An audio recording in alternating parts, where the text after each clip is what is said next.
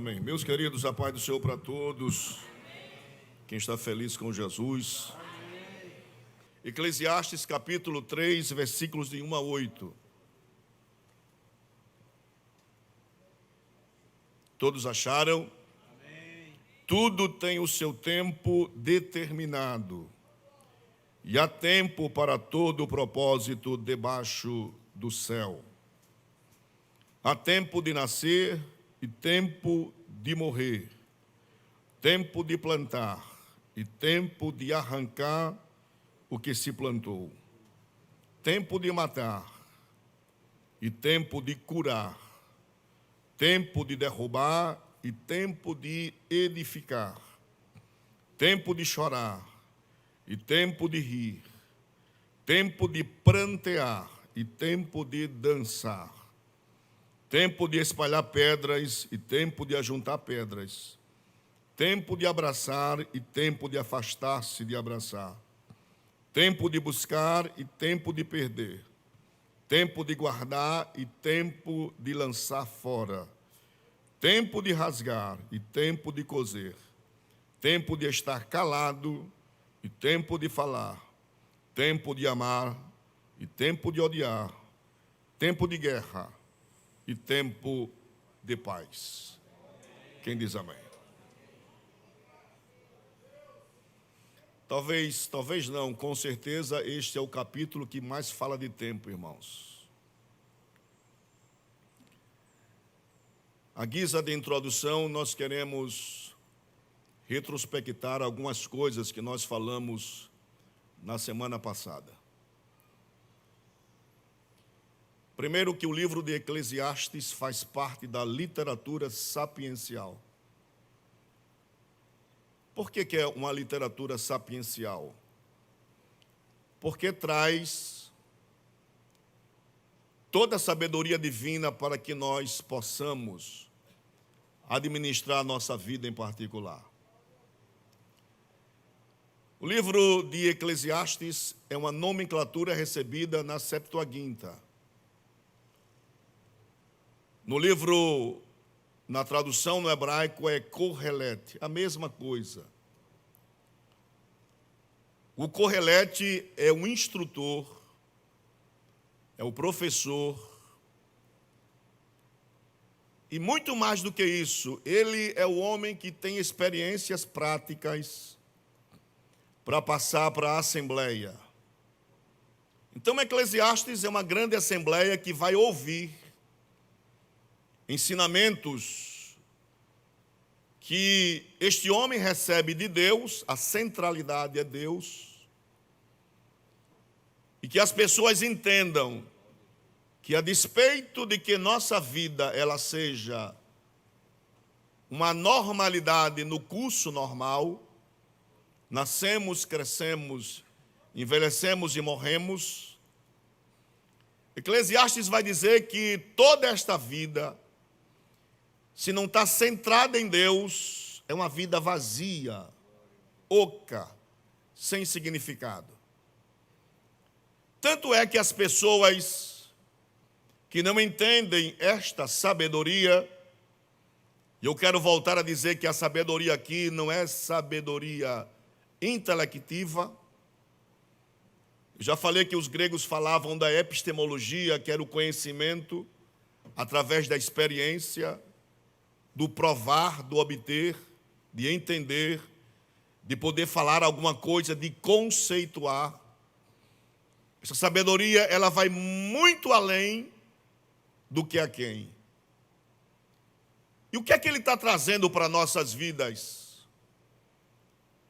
Que quando nós temos a sabedoria de Deus, a gerência de nossa vida se torna bem melhor. Por isso que no capítulo 1 ele vai falar de que tudo, quando ele diz tudo, é o pantos, é aquilo que é geral. Ele está fazendo um aglomerado de coisas que acontecem em nossa vida, do trabalhar, de comprar, de obter, de casar, de ir, de vir. Ele está dizendo tudo, toda a gerência da vida é vaidade. E que vaidade é essa? Ele vai dizer vaidade de vaidades.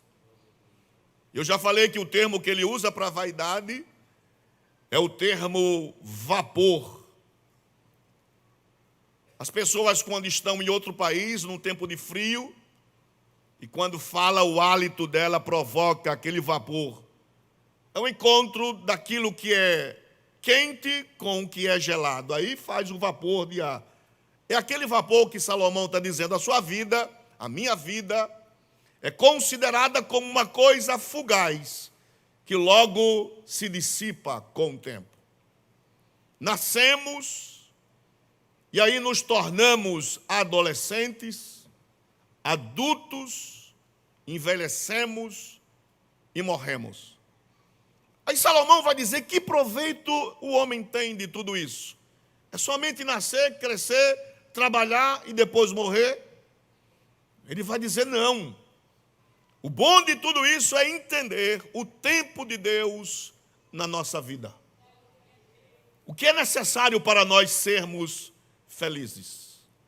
É interessante que quando Mateus, no Sermão do Monte, fala de bem-aventuranças, que é os que são felizes, e o texto grego usa a palavra makarios, e o texto hebraico usa a palavra asherei. E asherei não é só felicidade momentânea. Se você pergunta às pessoas, você é feliz? Sim, porque eu trabalho, eu tenho uma casa, eu tenho um carro, sou feliz. Mas a felicidade que a Bíblia fala é muito além disso. É uma felicidade que as circunstâncias da vida não podem roubá-la de nós. É um crente que está sentenciado à morte. O médico diz, você está com os dias contados. Há uma tristeza da perda da vida, mas há uma alegria de conforto de Deus na vida, sabendo que a qualquer momento, se Deus não agir com o milagre, ele vai partir e vai estar descansando com o Senhor. Uma felicidade que o mundo não pode dar, uma felicidade que a filosofia não pode dar, mas é uma felicidade que vai muito além do que aquilo que nós esperamos. Salomão vai tratar de circunstâncias da vida, de trabalho, de prestígio, de casamento, de relações de amizade, tudo que faz parte da nossa vida. No capítulo 3, especificamente, Salomão vai tratar de uma coisa chamada tempo. E tempo é uma questão muito importante em nossa vida. Já observou que tem pessoa que levanta-se pela manhã e não acha tempo para nada. O dia passa e ela diz, olha, passou o dia, eu não tive tempo para nada. Outros vão usar o jargão que tempo é questão de preferência. E o que é o tempo, na verdade? O tempo que Salomão está dizendo aqui são circunstâncias de nossa vida que ocorrerão fatores que vai ser necessário eu saber administrar. E ele começa, tudo tem seu tempo determinado.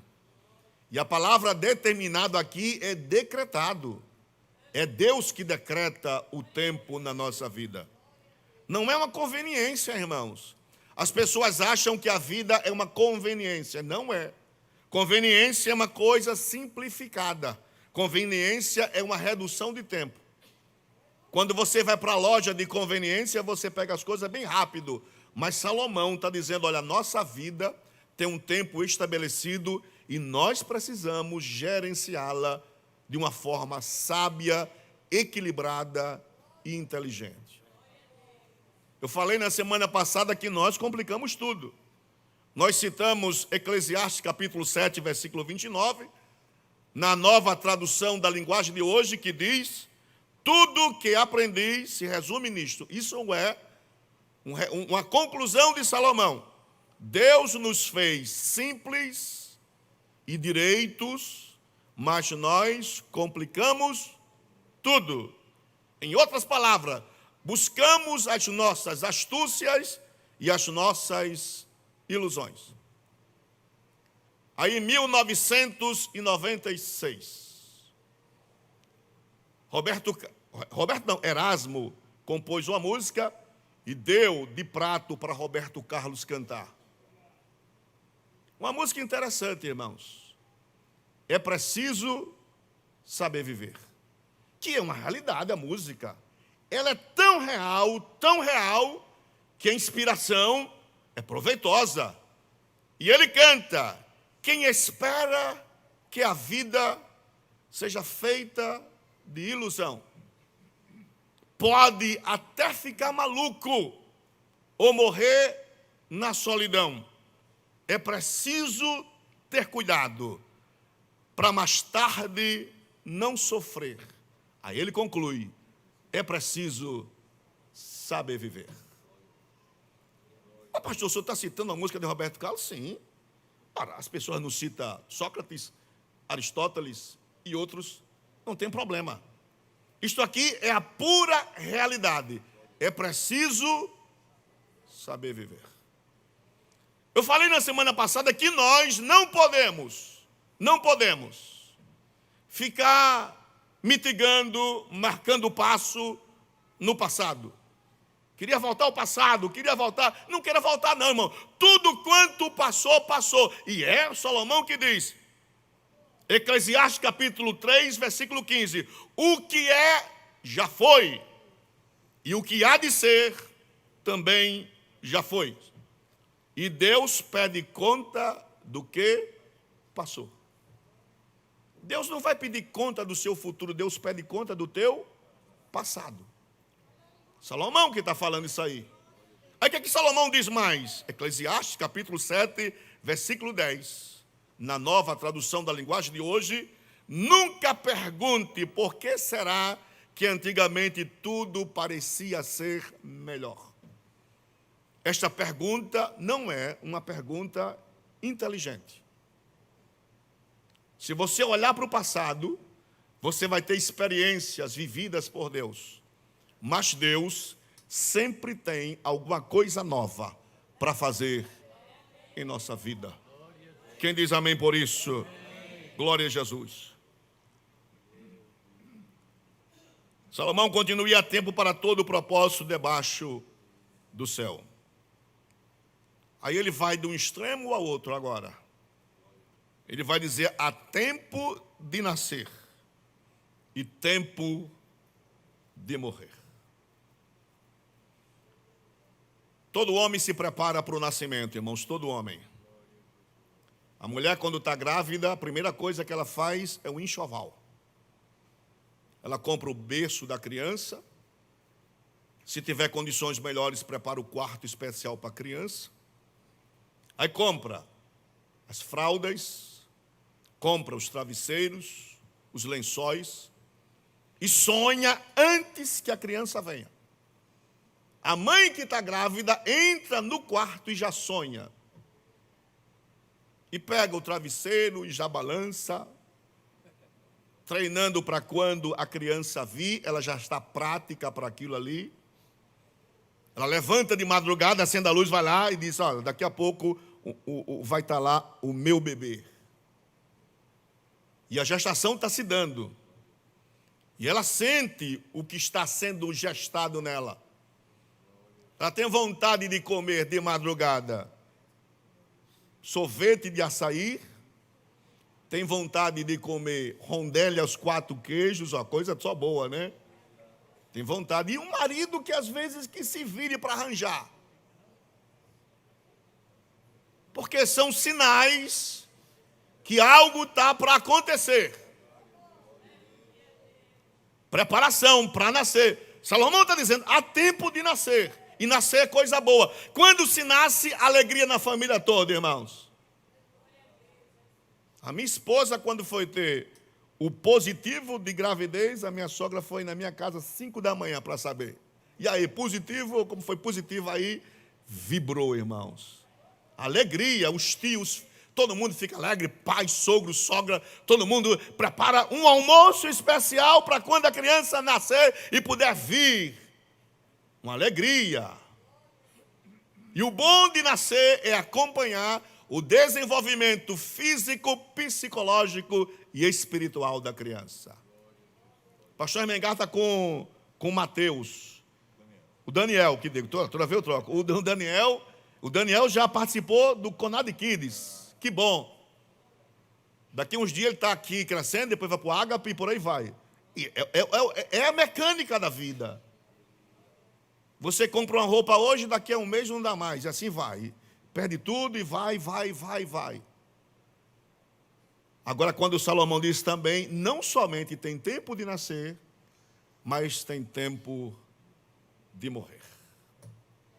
A verdade nua e crua, irmãos. Agora, eu não posso ficar pensando quando é que a morte vai chegar. Sentar-se no sofá e dizer, vou esperar que a morte chegue. Não, irmão. Viva, estude, aproveite, case, se forme, construa, obtenha. Mas saiba que um dia a dona morte vai bater a porta de nossa casa. E quando ela vem, não escolhe idade, cor, situação financeira, não escolhe nada. A morte entrou no mundo por uma desobediência do homem. Deus chama Adão no capítulo 3, versículo 19 do Gênesis, e diz: Adão, do suor do teu corpo, do teu rosto, comerás o teu pão todo dia, visto que tu és pó, e ao pó tu vai voltar. Uma sentença inexorável. Deus carimbou, registrou. As pessoas fazem tudo para não morrer. Elas fazem isso, fazem aquilo. Mas a morte é uma sequência lógica que vai se aproximando cada vez mais de nós. Muitas pessoas nem sequer fazem plano funerário. Por quê? Porque acha que é um agouro, misericórdia, né? E tem crente que bate na madeira. Ninguém se prepara para morrer, irmãos. Mas Salomão está dizendo, as pessoas nascem e as pessoas morrem. E o que é a vida, irmãos? Salomão diz que tudo, incluindo a vida, é um vapor que passa muito rápido. Que bom seria que nós não morrêssemos, mas vamos. Por isso que ele diz que uma geração está vindo e uma geração se vai. Agora o bonito de tudo isso é que Salomão diz que isso não vai impactar em nada que Deus criou. O sol nasce, declina, os rios correm para o mar, as pessoas vão, as pessoas vêm, tudo acontece na mecânica normal. Por quê? Porque o gerenciador da vida nunca perde o controle de nada. Glórias a Jesus. Salomão vai a tempo de plantar e tempo de arrancar o que se plantou. Interessante, ele não diz colher, ele diz arrancar. E arrancar aqui, pastor Mengado, é puxar com raiz e tudo. Não é somente colher. Quem planta quer colher, não arrancar. Mas Salomão diz que há tempo de plantar e há tempo de arrancar, irmãos. Agora, Jó, no capítulo 14, ele vai dizer: o homem nascido de mulher é de bem poucos dias, e a sua vida cheia de inquietação, como a flor que nasce e crestada pelo sol murcha e se cai. Aí mais à frente ele diz: e a árvore que foi cortada, o seu tronco morreu na terra, a sua raiz secou, mas pelo cheiro das águas. O tronco está podre, mas a raiz está murcha. Pelo cheiro das águas, ela vai reverdecer novamente e vai brotar como uma planta nova. Deixa eu profetizar para a tua vida nesta noite. Talvez ela esteja como um tronco que morreu, mas tem vida na raiz, e a presença de Deus trará novidade de vida. Glórias a Jesus. Conselhos práticos e sábios para a nossa vida. Salomão diz: há tempo de matar e tempo de curar. Ontem eu estava no núcleo de Jatiuca e uma irmã que é daqui de Alagoas, estava morando no norte do país. E ela ontem teve a oportunidade, dentro do diálogo de classe, falar o que Deus fez na vida dela. Ela contraiu um câncer de intestino, e esse câncer sofre metástase. Ela se internou pela última vez, e o médico disse: eu quero ser franco com você. Você só tem 3 meses de vida. Para completar, ela contraiu Covid, ficou em coma, morre, não morre, morre, não morre, morre, não morre. Deus vem e fala audivelmente nos seus ouvidos, e Deus fala, irmãos, Deus é tremendo.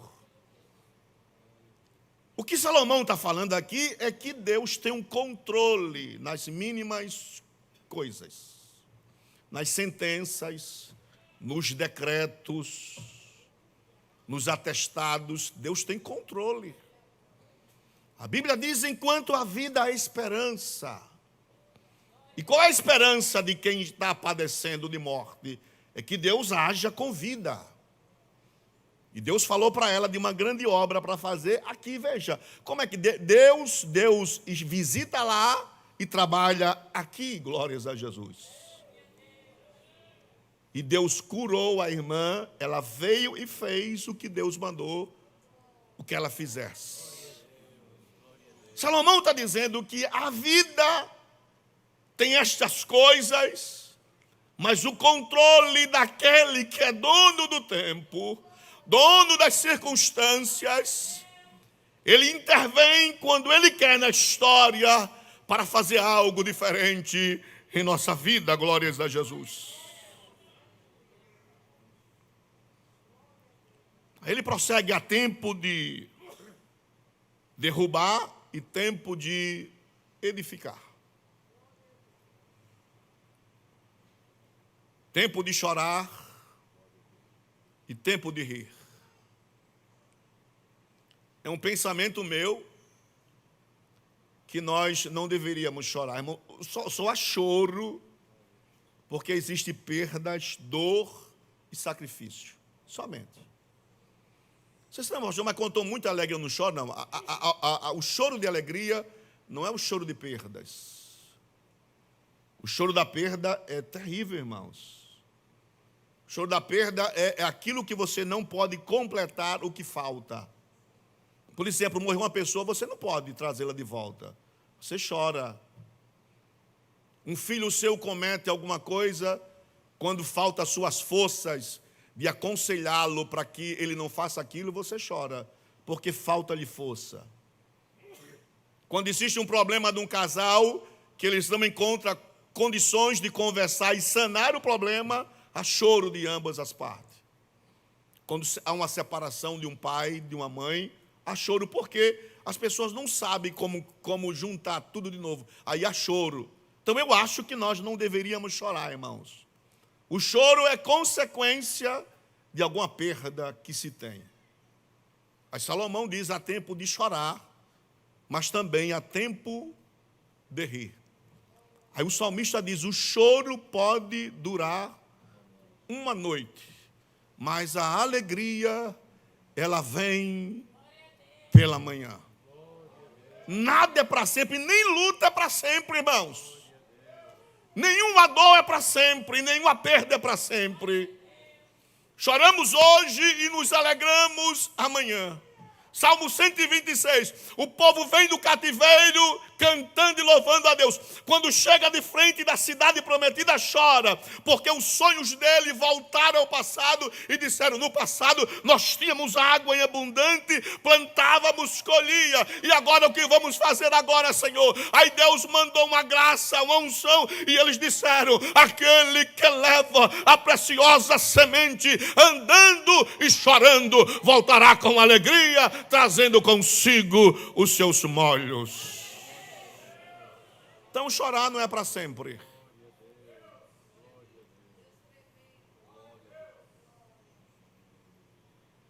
Salomão disse que há tempo de chorar, mas também há tempo de prantear.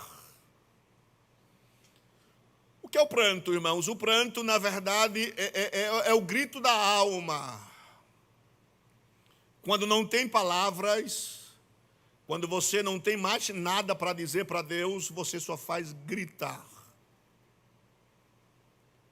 Às vezes você vai para um funeral e a pessoa grita no funeral. E tem gente que diz: precisa isso aí? É porque você não sabe a dor da perda dela. Então ela chora, mas também grita.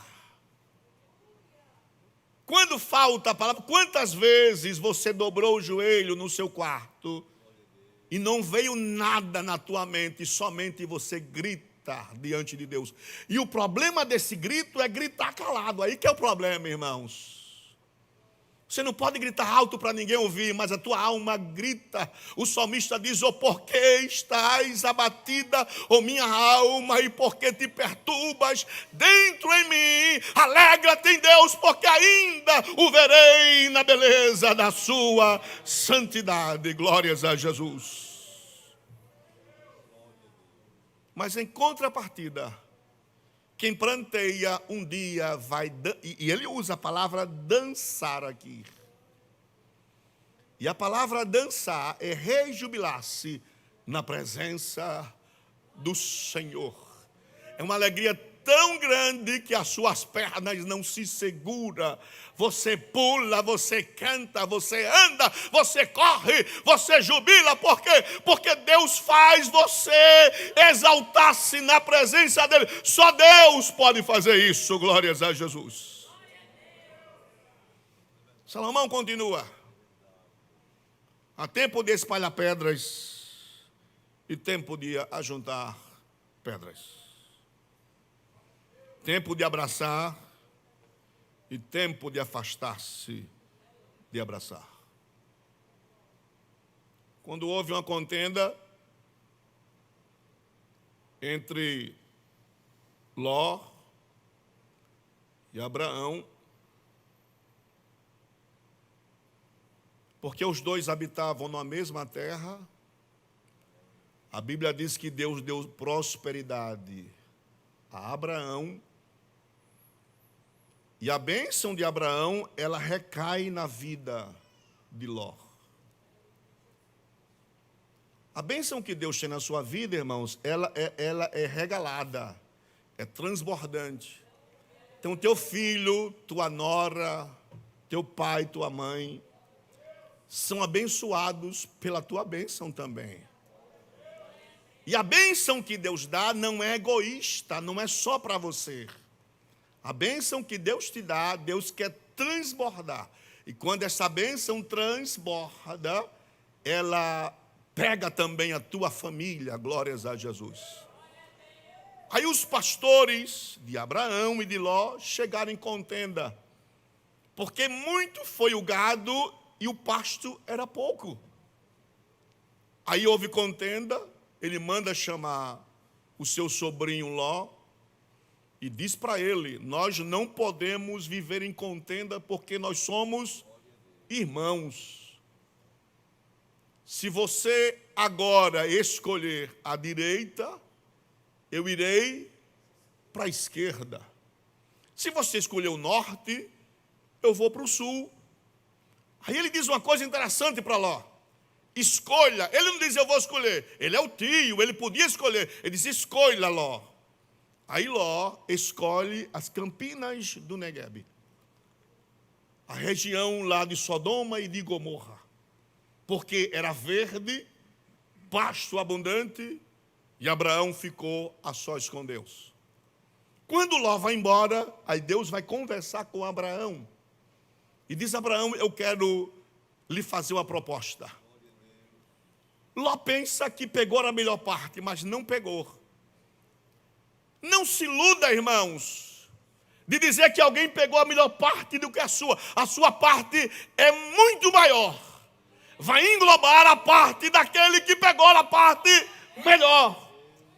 Deus disse: eu olho para a direita, para a esquerda, para o norte, para o sul, para o leste e oeste. Aonde alcançar a tua vista, eu vou dar. Você pisa e eu carimbo. Você pisa e eu carimbo. Abraão, glórias a Jesus.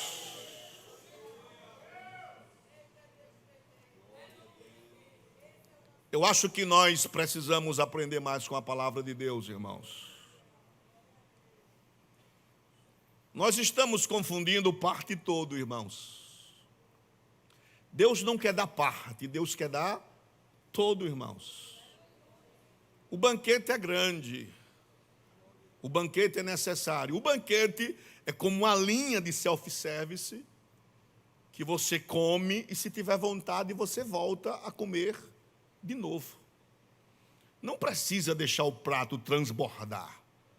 Você pode comer e você tem direito a voltar e comer de novo. Quando você vai para um restaurante que é rodízio, você senta e come à vontade.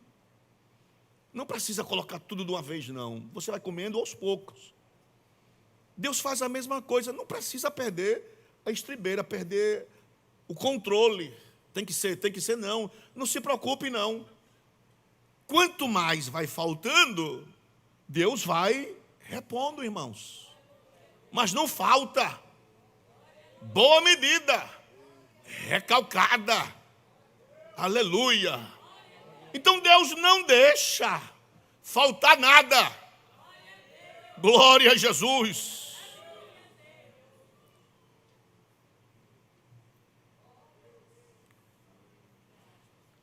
Salomão disse que há tempo de buscar e tempo de perder. Buscar é bom, agora perder, nunca foi bom perder, irmãos. Quando se perde, faz falta. O nome só é perda porque faz falta, irmãos. Aí você perde. Você perde dinheiro, você perde propriedade, você perde amizade, você perde tudo, perde a vida, perde. Faz falta. Mas Salomão diz que há tempo de buscar e tempo de perder. E o incrível que Deus, para acrescentar, Deus sempre tira alguma coisa. Que Deus grande. Deus nunca dará as coisas, irmãos, sem perdas. Você perde aqui e Deus acrescenta ali. Glórias a Jesus. Então parece uma coisa contraditória. Como é que Deus vai acrescentar se eu perder alguma coisa? E é necessário. Por quê? Porque esta é a pedagogia de Deus. De que você perdendo, você ganha. Jesus disse: aquele que perder a sua vida em favor do reino, vai ganhá-la. Glórias a Jesus. Você, para estar aqui nesta noite, você perdeu, irmãos. Perdeu o quê? Você perdeu as suas limitações. Jesus disse: quem quiser vir após mim, negue-se a si mesmo. Tome cada dia a sua cruz e siga-me, irmãos. Perda. É que a gente não entende. Eu só estou aqui nesse púlpito pregando nesta noite porque perdi alguma coisa. Deus faz isso para que o ego humano, porque a vanglória humana, não diga que é mérito próprio. Aí Deus tira para poder acrescentar alguma coisa. Glórias a Jesus.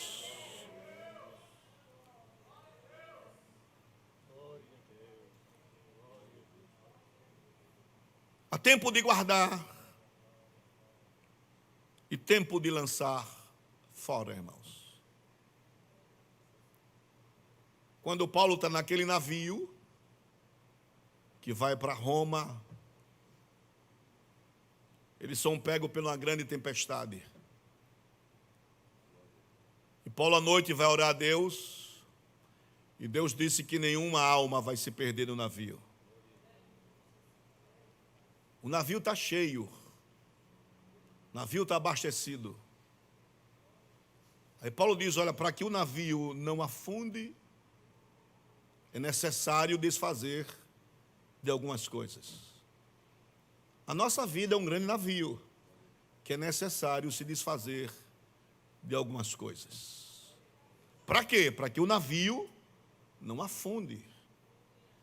O que é que Deus quer nos ensinar com isso, irmãos? E que é necessário eu me desfazer de alguma coisa na minha vida, para que o navio da minha vida não afunde. Glórias a Jesus.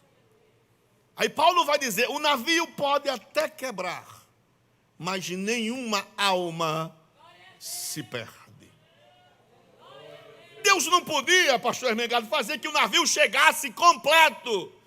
Mas Deus, ele faz isso para entender que diante das tempestades da vida, Deus prepara um pedaço de tábua, que é alguma coisa necessária para que você não perca a sua vida. E nesta noite Deus está falando com você. Você pensa que tudo está perdido, mas Deus providenciou algo para que você se segure e você não venha a pique. Glórias a Jesus.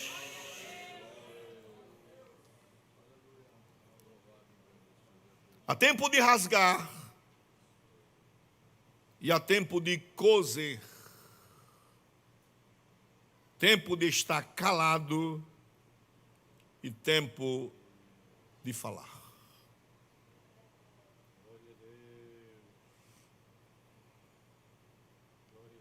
Quando se rasga alguma coisa, irmãos, a gente logo procura coser.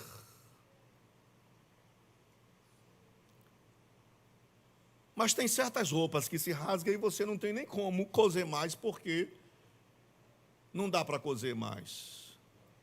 E você botar remendo novo em peça velha não adianta, irmãos. Então, o que Deus faz conosco? Não só se rasga roupa, mas se rasga a vida também, irmãos.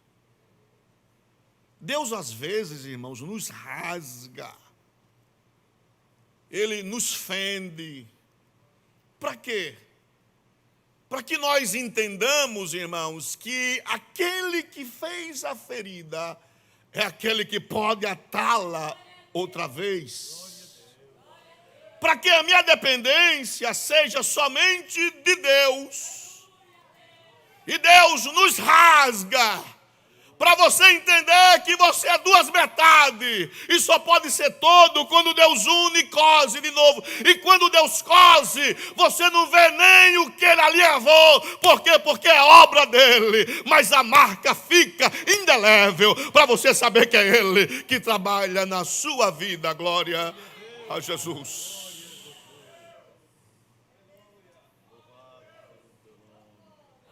A gente, quando vê isso, só pensa em pano, mas a gente também é rasgado, irmãos.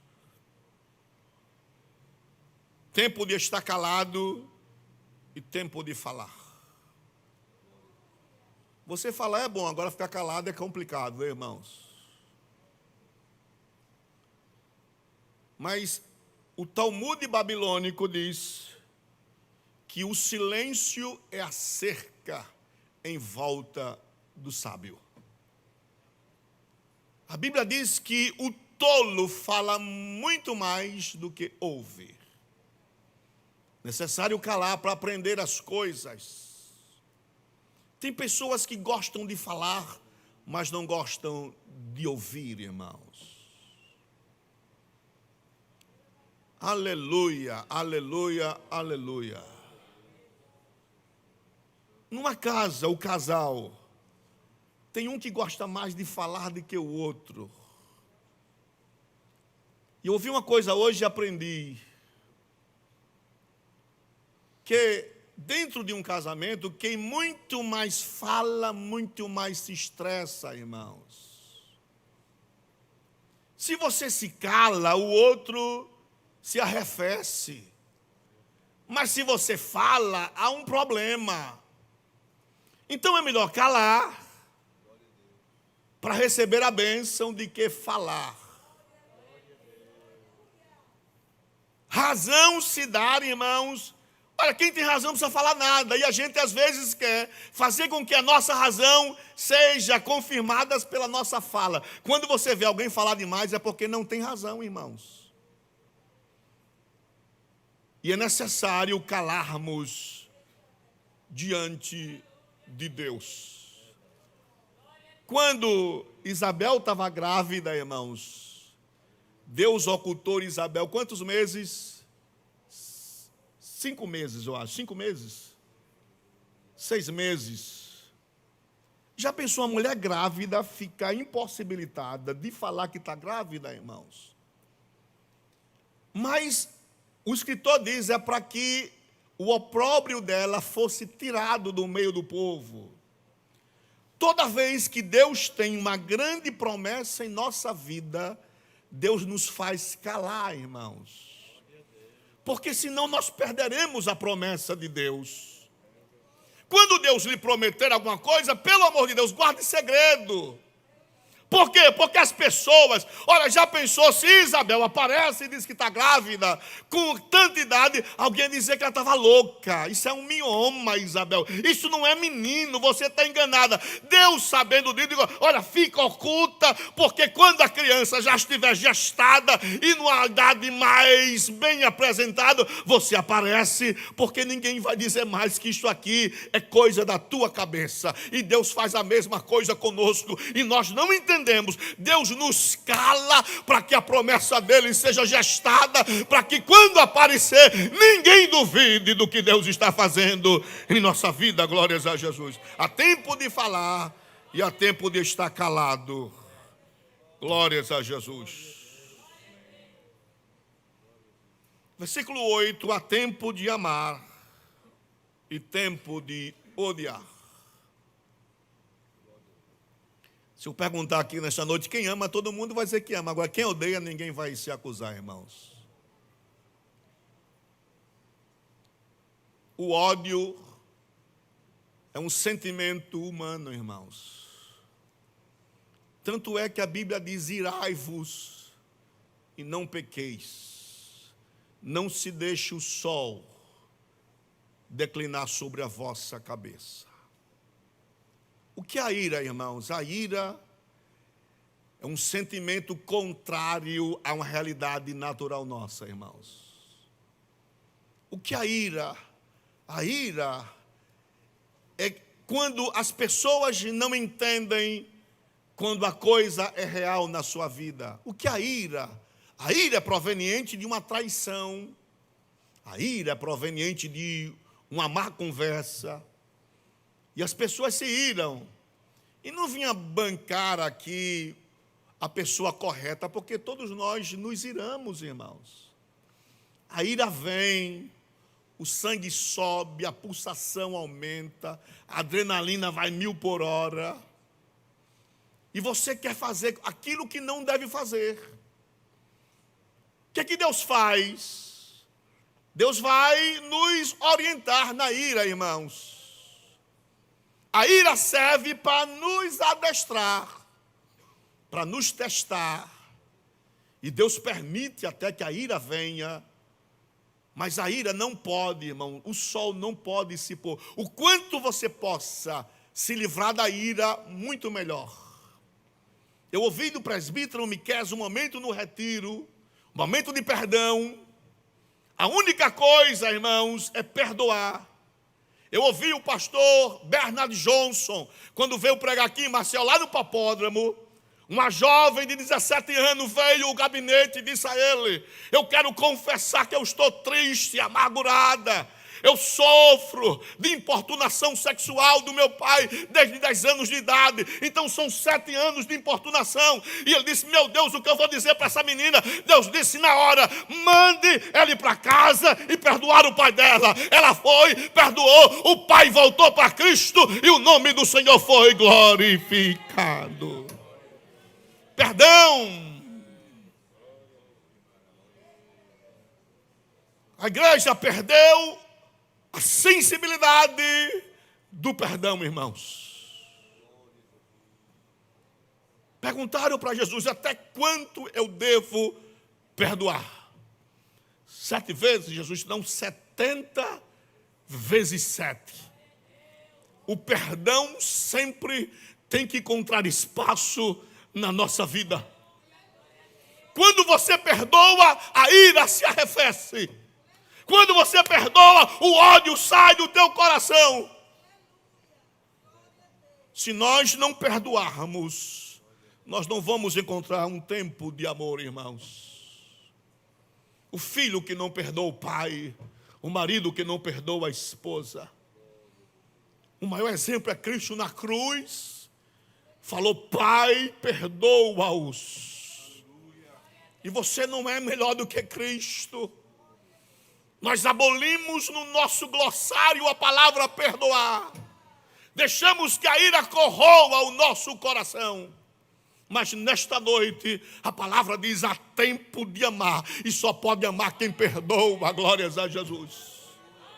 Não existe amor sem perdão. Amor sem perdão é falsidade. Escamou terá uma coisa, mas quem ama, perdoa a despeito de qualquer coisa. Glórias a Jesus.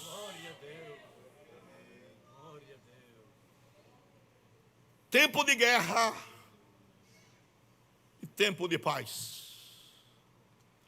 A guerra aqui não é só bélica. A guerra aqui é muitas vezes com a gente mesmo. De você poder olhar no espelho e você querer guerrear com você mesmo. Já passou por isso? Você dizer coisas com você mesmo. De olhar no espelho e dizer: você não poderia dizer aquilo. O que foi que você fez? Parece uma loucura, mas é verdade. É você guerrear com você mesmo. A pior guerra que existe. É pior do que a guerra bélica. Por quê? Porque é um confronto do teu eu com você mesmo. A imagem que se reflete no espelho é o teu opositor naquela hora. É você briga com você. E o problema é que quando você está no espelho, você diz uma coisa e o espelho diz a mesma coisa para você. Você aponta, ele aponta. Você faz cara feia, ele faz cara feia também. É ilusão você fazer isso aí. Uma guerra na família, terrível. Eu já falei que a minha casa é o meu ninho. Eu preciso me aconchegar nela. Eu não posso chegar no portão e dizer: que miséria, cheguei em casa. Eu tenho que dizer: que glória, eu voltei para casa. Eu vou estar com meus filhos, com minha esposa. É o meu reduto, o meu lar. Tem pessoas que têm confusões porque está chegando em casa, porque vai encontrar as mesmas coisas. Mas chega em casa hoje e agradeça a Deus pela tua casa, pela tua cama, pelo teu lanche que você vai fazer, que está preparado já depois do culto. Agradeça a Deus pelo teu quarto. Agradeça a Deus pelos teus filhos, pelos teus irmãos, pela comida, pela tua roupa. Agradeça. Se você conseguir colocar isso a pratos limpos, você vai encontrar paz, tranquilidade, descanso. Aleluia. É o salmista que diz: bem-aventurado o homem que teme ao Senhor. A sua casa será próspera. A sua mulher vai ser como a videira que esparrama ao redor da casa, os seus filhos como o rebento da oliveira. Assim será abençoado o homem que teme ao Senhor. Aleluia, agradeça a Deus. Pare de guerrear com você mesmo. Pare de lutar com você mesmo. Agradeça a Deus pelo teu salário, pela tua comida, pela tua roupa. Agradeça ao Senhor pelas oportunidades, pela igreja que você congrega, pelos teus amigos, agradeça pelo seu pastor. Amém. Oh, meu Deus. A ingratidão é terrível. Deus não gosta de ingratidão, Deus gosta de gratidão, irmãos. Deus quer manter a paz conosco. Deus quer manter uma relação direta conosco. A gente guerreia até com Deus, irmãos. Fica bicudo com Ele. Afronta a Deus. Como as pessoas dizem que quer colocar Deus no canto da parede. E aí, Deus, e agora? O que foi? Enquanto você faz isso, Deus está rindo da sua cara. Por quê? Porque você não é nada, Ele é tudo. A solução está na mão dEle, irmãos. Agradeça, compreenda. Ele é Deus, o controle está na mão dEle. Eu não posso deixar isso cair por terra. É Deus que controla, é Deus que gerencia, é Deus que faz, é Deus que pode, é Deus que cura, é Deus que traz, é Deus que alimenta, é Deus que veste, é Deus que se preocupa, é Deus que é saúde em nossa vida.